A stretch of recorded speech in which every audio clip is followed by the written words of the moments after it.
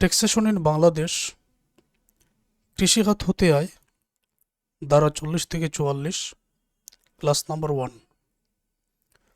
আমরা ক্লাসের শুরুতে বেসিক এবং নিয়মকানুনটা জেনে নিব। তারপর আজকের ক্লাসের মধ্যে আমি গুরুত্বপূর্ণ দুইটা অঙ্কের সমাধান বুঝাব। ধৈর্য ধরে প্রথম থেকে শেষ পর্যন্ত ক্লাসগুলো দেখো। আর বিশেষ করে এর আগে চাকরি হতে আয়, ভাড়া হতে আয়, আর্থিক পরিসম্পদ হতে আয়, ওই ক্লাসগুলো খুব ভালো করে দেখে নেবেন। নতুন হয়ে থাকলে আমার ইউটিউব চ্যানেল এবং আমার ফেসবুক পেজ অবশ্যই সাবস্ক্রাইব ফলো করে রাখবেন। কৃষি খাত হতে আয়, ধারা 40 থেকে 44। একটি দেশের নাগরিক কৃষি খাতে যে পরিমাণ ইনকাম করেন, সেই ইনকাম থেকে সরকারকে কি পরিমাণ কর দিতে হবে সেটার হিসাব বাইর করতে হয়। আর সেটার হিসাব বাইর করার নিয়ম এগুলা, যেটা দ্বারা 40 থেকে 44-এর মধ্যে আলোচনা করা হয়েছে। কৃষি খাতের ইনকামের প্রধান উৎস হচ্ছে ফসল বিক্রয়। সুতরাং আমরা জেনে নিব ফসল বিক্রয়ের মধ্যে কি কি পড়তে পারে। নাম্বার 1, ধান বিক্রয়, পাট বিক্রয়, গম বিক্রয়। এই তিনটাই ফসল। ফসলগুলো আলাদাভাবে অবশ্যই চিনতে হবে। যোগ করে নিলেন তিনটেই জায়গায়। ওকে। চা বাগানের যেই পরিমাণ আয় থাকবে, উদাহরণস্বরূপ আমি ধরে নিলাম চা বাগানের আয় হচ্ছে 1 লক্ষ টাকা। এখন ওই 1 লক্ষ টাকার 60% সরাসরি সবসময় 60% সেটা কৃষি খাতের আয়ের অন্তর্ভুক্ত হবে, অর্থাৎ 60,000 টাকা। তাহলে পরবর্তী 40% ব্যবসা হতে আয় ওই খাতের অন্তর্ভুক্ত হয়ে যাবে। এই কথাটা মনে রাখতে হবে। এটা কি ক্লিয়ার? যে চা বাগান থেকে যে পরিমাণ আয় হবে তার 60% টাকা কৃষি খাতের আয়ের অন্তর্ভুক্ত হবে, পরবর্তী 40% ব্যবসা হতে আয়ের অন্তর্ভুক্ত হবে। তারপর অঙ্কের মধ্যে থাকতে পারে পোলট্রি ও ডেইরি ফার্মের আয়, এটা কৃষি খাতের আয়ের অন্তর্ভুক্ত, সেটাও এখানে যোগ করে দেওয়া হবে। যোগ করে নেবেন, টোটাল আয় পেয়ে যাবেন। এখন একজন কৃষক কষ্ট করে ফসল উৎপাদন করলেন, তারপর বিক্রি করলেন, তারপর যেই পরিমাণ আয় হলো, আয়ের উপরে ট্যাক্স দিবেন। কিন্তু উনি যেই পরিমাণ ব্যয় করেছেন, ব্যয়ের উপরে তো একটা ছাড় দেওয়ার প্রয়োজন আছে। যেই সকল ব্যয়ে উনি বাদ দিতে পারেন সেগুলোকে বলা হয় অনুমোদনযোগ্য খরচসমূহ। তাহলে এটা কি আমরা জেনে নিব।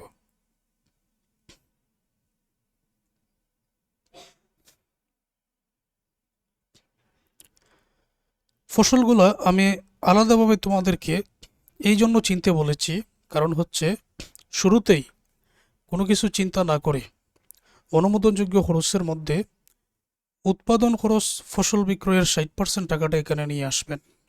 এই যে তিনটা ফসল, ধান, পাট, গম, এই তিনটার টাকা এখানে ধরে নাও আনুমানিক 1 লক্ষ টাকা হলো, উদাহরণ দিচ্ছে 1 লক্ষ টাকা হলো। ওই 1 লক্ষ টাকার 60% টাকাটা অনুমোদনযোগ্য, মানে এটা আয় থেকে বাদ দিয়ে দাও। এই জন্য উৎপাদন খরচ, ফসল বিক্রয়ের 60% সবসময় এটা প্রথমেই চলে আসবে। তারপর এখানে আরও যে ব্যয়সমূহ থাকতে পারে, যেমন ভূমি রাজস্ব, শস্য বীমা, সেলামি, বন্ধকি ঋণের সুদ, এর বাহিরেও আছে আর অনেক কিছু। আমরা ধারাবাহিক ক্লাসে আলোচনা করব। এখানে আমি তোমাদের বোঝানোর চেষ্টা করতেছি। যোগ করে নেবেন। তারপর আয়সমূহকে, এই যে আয়সমূহ আছে, আয় থেকে ব্যয়সমূহ বাদ দিয়ে দিলে করযোগ্য আয়টা পেয়ে যাব। এবং কৃষি খাতের প্রথম 2 লক্ষ টাকার উপরে কর দিতে হবে না, সেটা অকরদার্য। আমরা এটা অঙ্কের মধ্যে জানব। আপাতত তোমরা এতটুকু বুঝতে পেরেছো কিনা এটা একটু আমাকে কমেন্ট করে জানাবেন।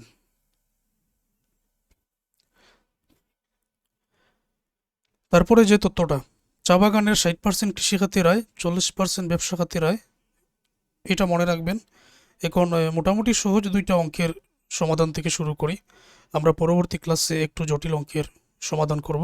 তো জটিল না, একেবারেই সহজ হয়ে যাবে, অঙ্কগুলোকে আমরা জটিল বলবো না।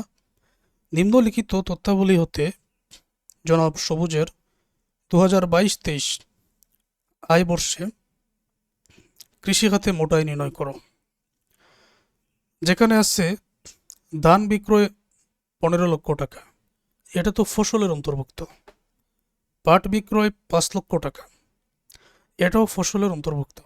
তাহলে এই মুহূর্তে যদি তোমাকে আমি একটা প্রশ্ন করি যে ফসলের মধ্যে আর কি কি পড়তে পারে, আরেকটা আছে গম বিক্রয়। প্রত্যেকটা পড়া একেবারে সহজ করে চিন্তা করবেন। হাঁস মুরগির খামার হতে আয় 50,000 টাকা, মৎস্য চাষ হতে আয় 27 লক্ষ টাকা, এগুলো কৃষি খাতের আয়ের অন্তর্ভুক্ত, তবে এটা ফসল বিক্রয় থেকে আলাদা। তো এখানে 4টা ট্রানজাকশন আছে, তো এটা এখন আমরা বসাবো। লক্ষ্য করো, এই যে আয় বর্ষ 2022-23, তারপর 23 থেকে শুরু করে 23-24 হলো কর বর্ষ, এটা তো সকল নিয়মের অঙ্কের মধ্যেই বসাতে হয়। তাহলে কৃষি খাতে মোট আয় টেবিলটা অঙ্কন করে নিলাম, প্রত্যেকটা অঙ্কের মধ্যেই বসাতে হয়। ধারা 40 থেকে 44, ধান বিক্রয় ছিল 15 লক্ষ টাকা, পাট বিক্রয় ছিল 5 লক্ষ টাকা। তাহলে 20 লক্ষ টাকা কেন আলাদা করব? কারণ টোটাল ফসল বিক্রয় হতে 20 লক্ষ টাকা এটা আমরা পেয়েছি, কারণ আমরা যখন অনুমোদনযোগ্য ব্যয় মাইনাস করব তখন ফসল বিক্রয়ের টাকার পরিমাণটা কত সেটা জানার প্রয়োজন আছে, তো এই জন্য। হাঁস মুরগির খামার হতে আয় ছিল 50,000, মৎস্য চাষ হতে আয় ছিল 27 লক্ষ, যোগ করে নেবেন, তখন 47,50,000, এটা হলো টোটাল কৃষিখাত হতে আয়। কৃষিখাতে মোট আয় 47,50,000। অঙ্কটার মধ্যে আলাদা করে কোনো ব্যয়ের উল্লেখ নেই, সুতরাং আমি এই যে উপরে দুইটা ফসল বিক্রয় আছে এইটার উপরে 60% অনুমোদনযোগ্য ব্যয়টা মাইনাস করে দিলেই হয়ে যায়। বাদ অনুমোদনযোগ্য খরচ, উৎপাদন খরচ, এই যে 20 লক্ষ ফসল বিক্রয়ের 60% 12 লক্ষ টাকা। 47,50,000 থেকে 12 লক্ষ মাইনাস করলে 35,50,000, তবে প্রথম 2 লক্ষ টাকা অকরদার্য, একটু আগে বলেছিলাম। 35,50,000 থেকে 2 লক্ষ মাইনাস করে দিলে কৃষি খাতে করযোগ্য আয় 33,50,000 টাকা। আশা করব তোমাদের ধারণায় চলে আসছে। এখন আরো একটা অঙ্ক দেখো।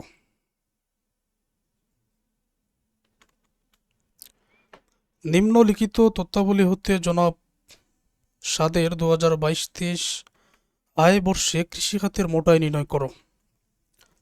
ধান বিক্রয় 40,000 টাকা, এটা ফসল বিক্রয়, ফসলের অন্তর্ভুক্ত। তারপর পাট বিক্রয় 60,000 টাকা, এটাও ফসলের অন্তর্ভুক্ত। বর্গা প্রদত্ত কৃষি জমি হতে নগদ প্রাপ্তি, এটা কৃষি খাতের আয়ের অন্তর্ভুক্ত।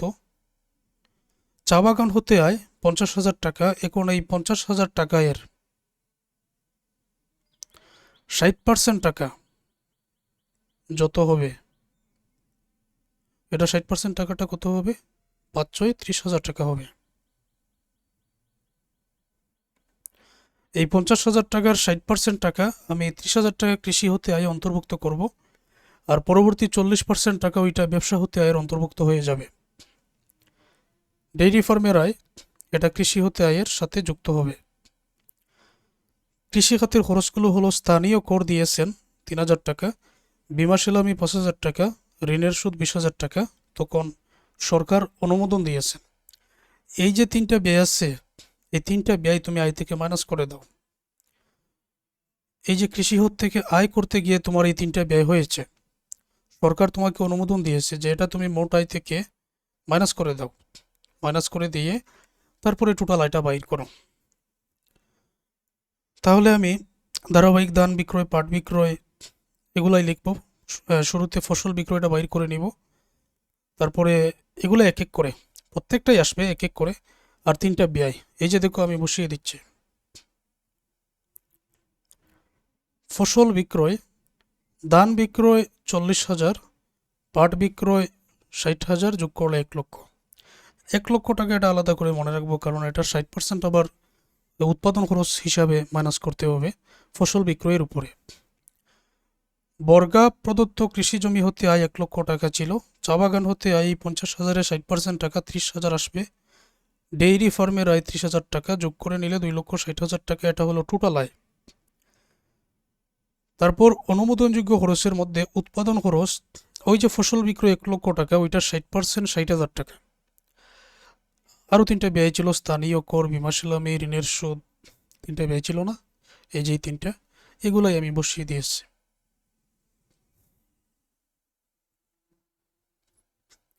যোগ করে নিলে এখানে 88,000, 2,60,000 থেকে 88,000 মাইনাস করে দিলে 1,72,000 টাকা কৃষি খাতে করযোগ্য হয়।